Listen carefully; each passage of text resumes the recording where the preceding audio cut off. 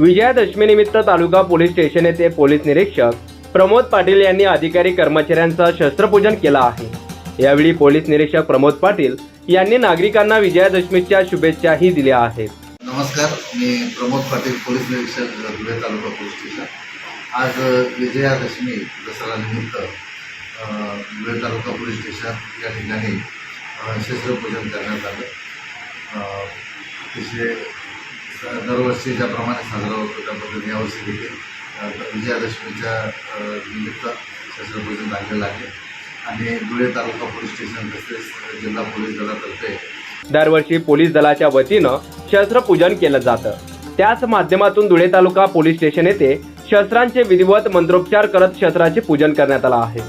या प्रसंगी तालुका पोलीस स्टेशनचे पोलीस निरीक्षक Pramod Patil, police head constable Pravin Patil यांसह तालुका पोलीस स्टेशनचे अधिकारी व कर्मचारी मोठ्या संख्येने उपस्थित होते। प्रतिनिधी पवन मराठे, माझा महाराष्ट्र न्यूज, धुळे।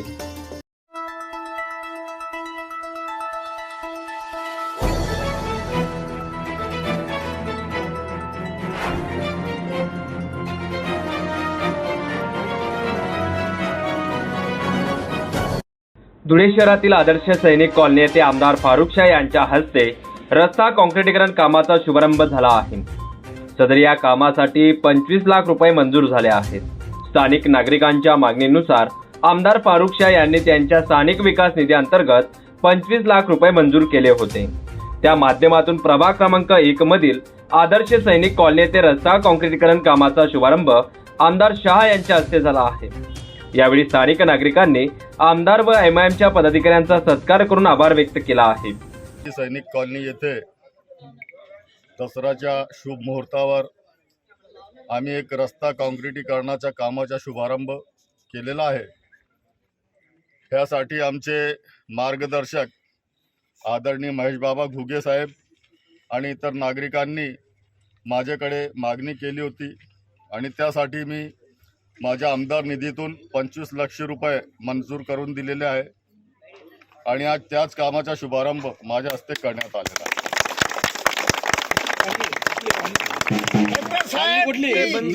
असतो आणि कुठल्याही कामाचा शुभारंभ किंवा दुष्ट प्रवृत्तीचा अंत याच दिवशी आपण करत असतो। योगायोग आहे की गेल्या अनेक वर्षापासून आपण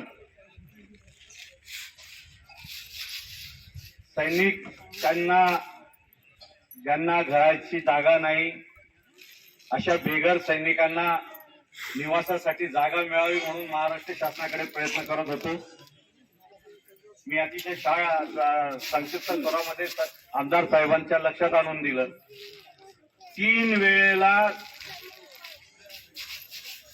कलेक्टर साहेबांकडून या माजी सैनिकांसाठी जागा आपण मिळवलेल्या होत्या।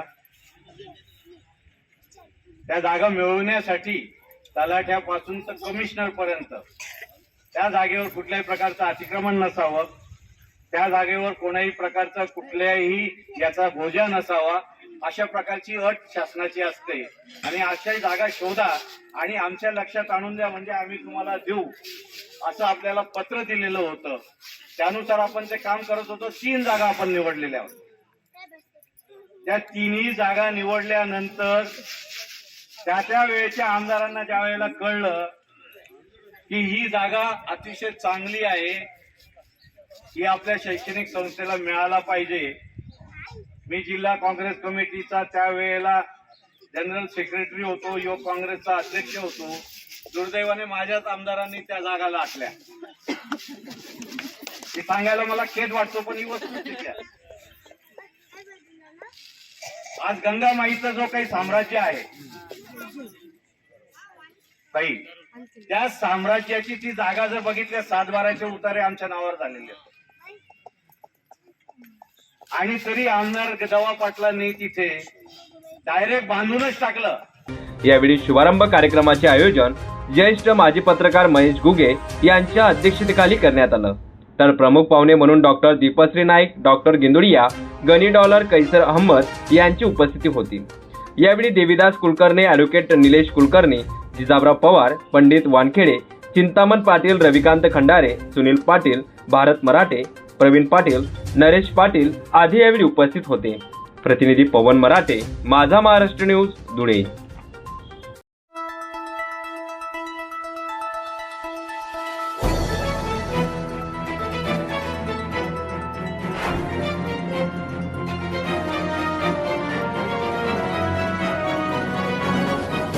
मिल परिसरातील श्री स्वामी समर्थ मित्रमंडळ व दयावान ग्रुपच्या देवीची भाजपा विधानसभा शहर प्रमुख अनुप अग्रवाल यांच्या हस्ते महाआरती करण्यात आली आहे.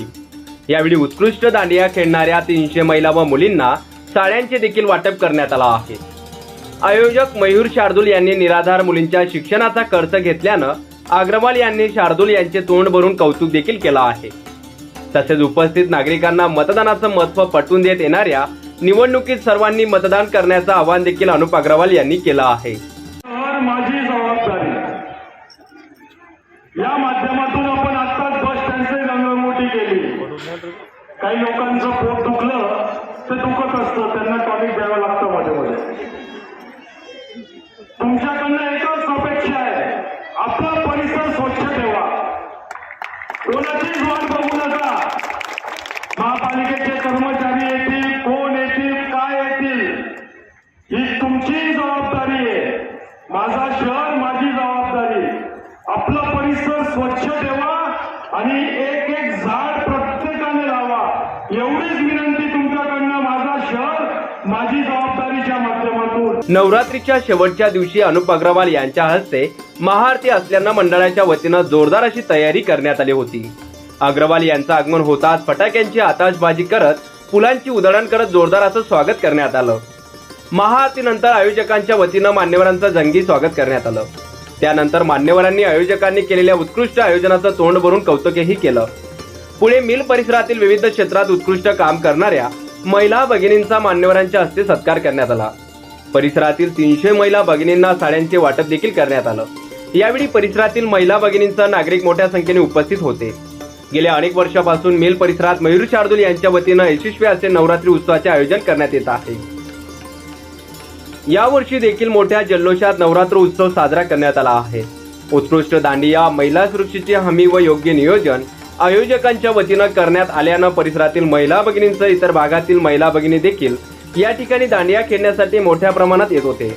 श्री स्वामी समर्थ मित्रमंडळ व साईबाबा विजय व्यायाम शाळा व आमचा सर्व मित्र परिवार आम्ही 7 वर्षापासून दरवर्षी नवरात्र उत्सव खूप जोरात साजरा करत असतो.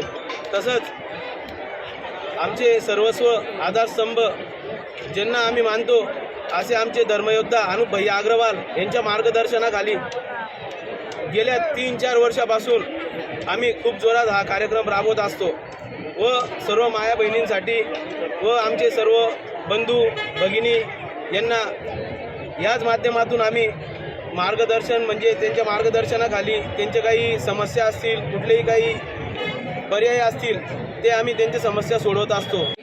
आमच्याकडे खेळणाऱ्या सर्व माता भगिनींना एक आमचं देणं लागतं. भाऊच्या नात्याने, मुलाच्या नात्याने आम्ही दरवर्षी इथे कार्यक्रमाच्या माध्यमातून प्रत्येक महिलेला म्हणजे कमीत कमी 300 पैठणी साड्या वाटप करतो व माझ्या भगिनींना ट्रॉफी, बेस्ट ट्रॉफी म्हणून एक दांडिया उत्कृष्ट रसिक म्हणून आम्ही देत असतो. व आता गेल्या 2 महिन्यापूर्वी आमच्या परिसरात एकदम गरीब घरातले ड्रायव्हर होते, ते वारले काही आजारानिमित्ताने. तर त्यांचे 2 लहान मुली आहेत, त्यांचा सर्व शाळेचा खर्च व इतर कुठलाही सुखादुखाचा खर्च असेल तो मी व माझा मित्रपरिवार आम्ही सर्व उचलणार आहोत. इथून पुढेही आमचा हा उपक्रम चालू राहणार आहे आणि हे सर्व काही आमचे आधारस्तंभ सर्वस्व अनुप भैया अग्रवाल यांच्या मार्गदर्शनाखाली आम्ही हे राबवणार आहोत. याप्रसंगी भाजपा विधानसभा शहर प्रमुख अनुप अग्रवाल, आयोजक मयूर शार्दूल, नगरसेवक शीतल नवले, भाजपा महिला आघाडीच्या मायादेवी परदेशी, महिला बालकल्याण सभापती सारिका अग्रवाल, महादेव परदेशी, माजी नगरसेवक भिकन वराडे, दिनेश बागुल, रोहित चांदोळे, विक्की परदेशी, मोहन टाकले, मिलिंद आवटे यांच्यासह परिसरातील नागरिक मोठ्या संख्येने उपस्थित होते. सुनील निकम, माझा महाराष्ट्र न्यूज, धुळे.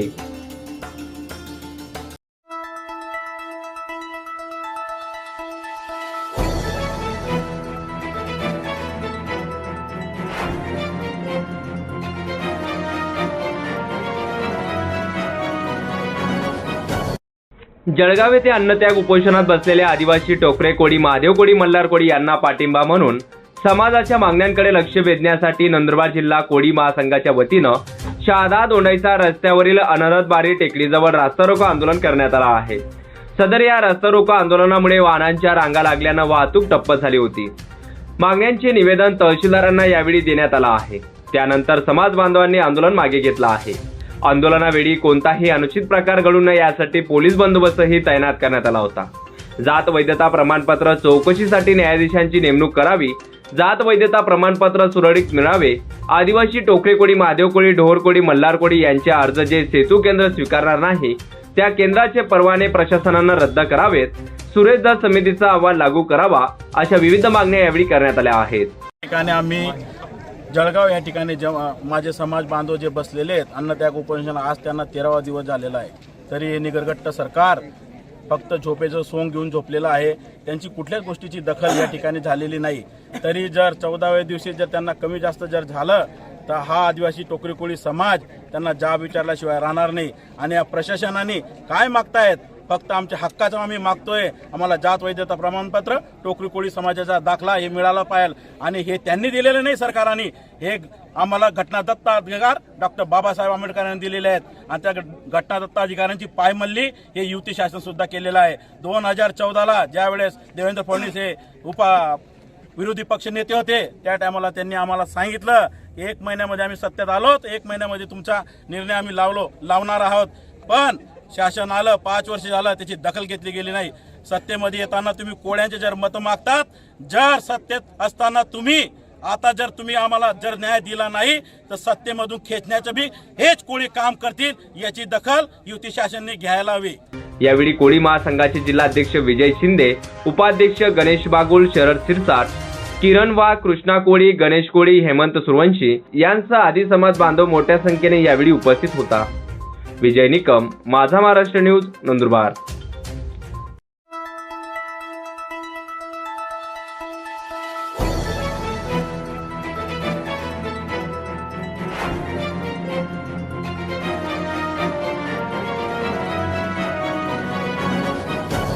पाचोरा बळगाव तालुक्यातील डेंग्यू लागण नियंत्रणात आणण्यासाठी तथा नागरिकांच्या अनमोल प्राणाचे रक्षण करण्यासाठी व आरोग्य तुमची काळजी आमची या सामाजिक बांधिलकीतून निर्मल सीड प्रायव्हेट लिमिटेड पाचोराच्या माध्यमानं उभाटा सेनेच्या नेत्या वैशाली सुरवंशी यांनी पाचोरा बळगाव मतदारसंघात 100 खर्चातून जंतुनाशक डास नियंत्रक फवारणीचा श्री गणेशा केला आहे.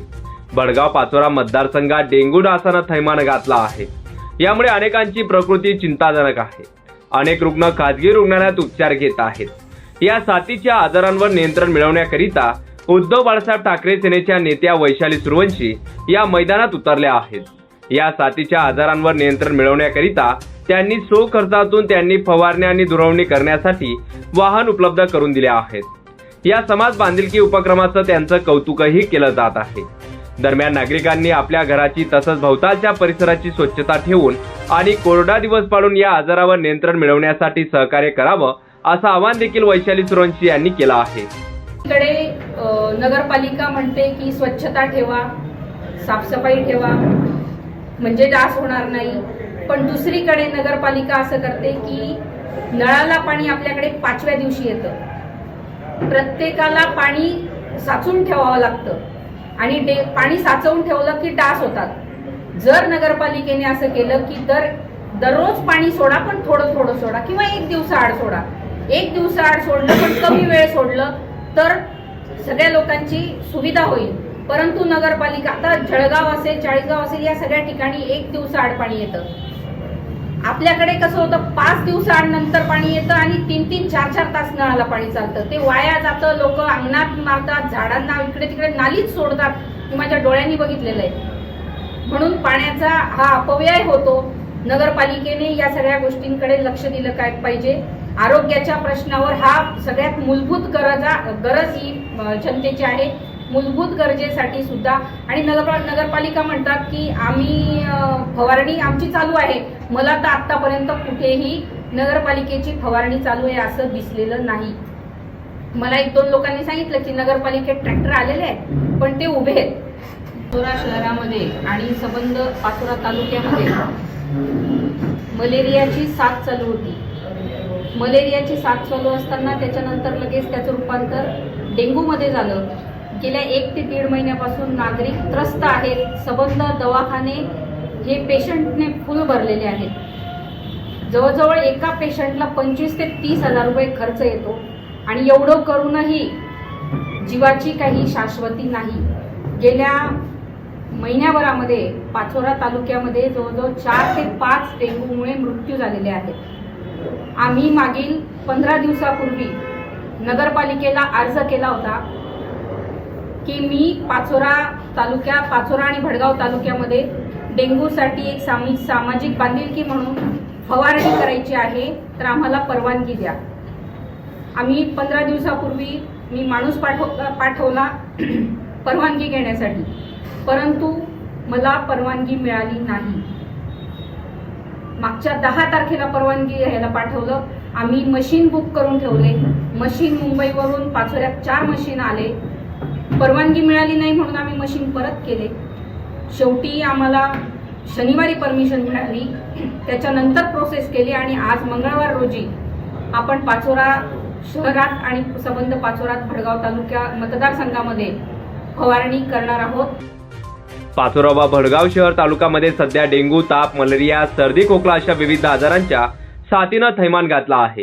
ही आजाराची साथ वाढण्याची शक्यता लक्षात घेता त्यावर तात्काळ नियंत्रण करण्यासाठी उपाययोजना राबवणे आवश्यक आहे.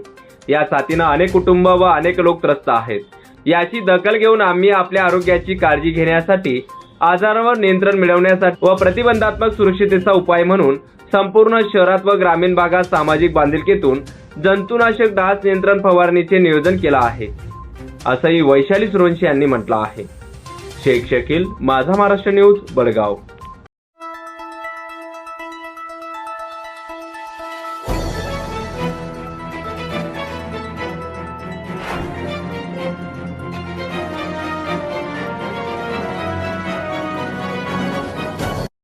विश्वगुरु भारताने सदैव जगाला शांती आणि अहिंसेचा संदेश दिला आहे.